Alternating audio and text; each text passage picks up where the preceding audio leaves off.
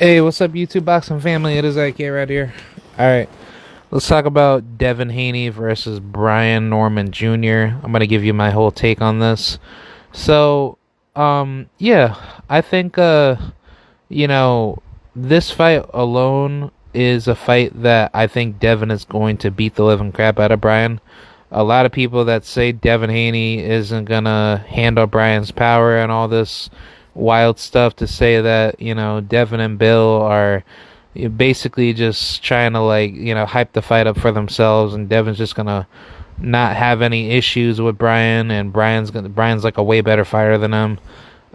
Yeah, I don't see that out of Brian Norman. Look, Brian Norman is a good, decent fighter, but the truth of the matter with Brian is that this is the same Brian Norman that got dropped by Janelson Boca Chica Figueroa. And then on top of that, was there any particular drug testing that was going on between Brian Norman and Jin Sasaki?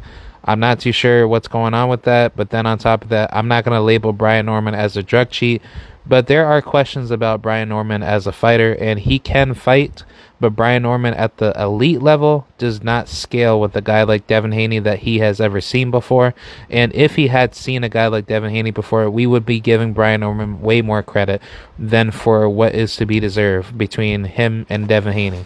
So I think Devin will beat him, and I don't think Brian's going to scale up against his style.